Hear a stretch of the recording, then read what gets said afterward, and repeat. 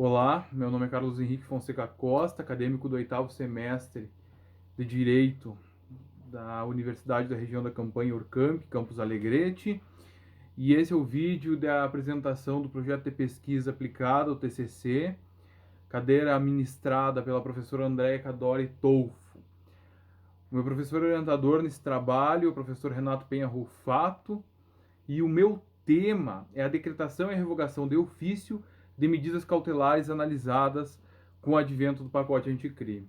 O pacote anticrime foi uma mudança legislativa que teve então no ano passado, em 2019, que trouxe diversas alterações tanto no Código Penal quanto na Lei de Execuções Penais e no Código de Processo Penal, onde no Código de Processo Penal mexeu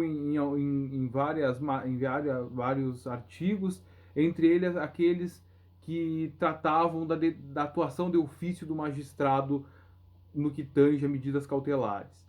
Então, antes, na legislação anterior, era permitido que o magistrado decretasse e revogasse medidas cautelares de ofício, né, até mesmo decretasse preventiva de ofício, e agora houve essa mudança legislativa que tirou a decretação de ofício do magistrado de medidas cautelares e de prisão preventiva. Entretanto, ainda existem algumas, não digo lacunas na lei, mas algumas possibilidades na lei. E muitas brechas cabíveis de interpretação e que não foram completamente supridas por essa mudança legislativa do pacote anticrime. Então, esse trabalho visa buscar esclarecer e discorrer, enfim, se aprofundar nessa questão da atuação de ofício magistrado, em especial o sistema acusatório e do juiz imparcial, né?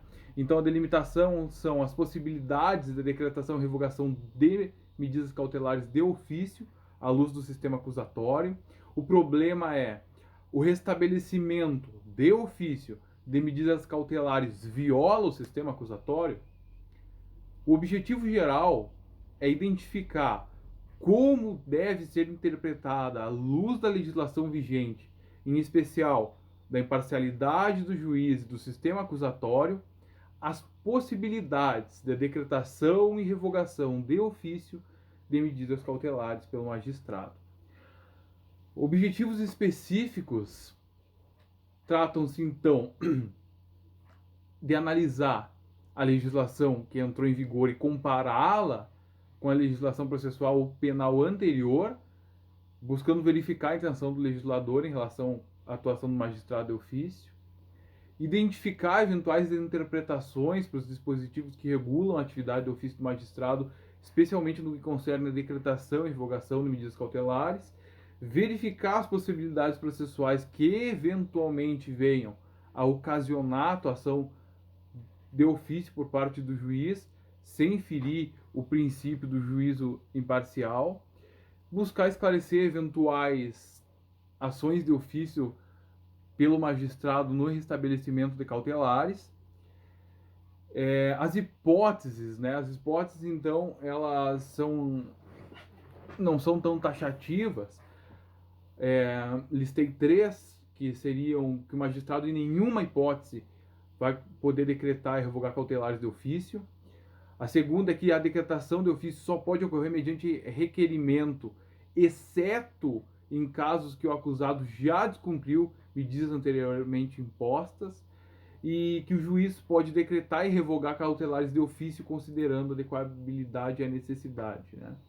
A estrutura provisória do artigo, então, como diz o próprio nome, né, provisória, vai ficar conceito de medidas cautelares e quando devem ser estabelecidas e revogadas, a análise da legislação anterior ao pacote anticrime da legislação vigente, as possibilidades de restabelecimento de cautelares possíveis com a legislação vigente e a decretação de ofício em caso de violência doméstica, o juízo imparcial e o sistema acusatório ante a atuação de ofício.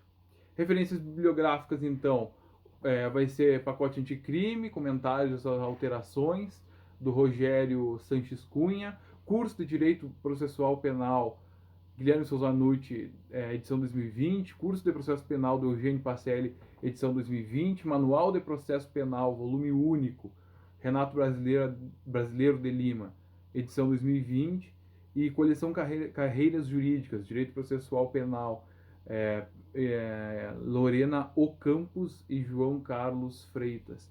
Em princípio serão esses as referências bibliográficas utilizadas. Obrigado.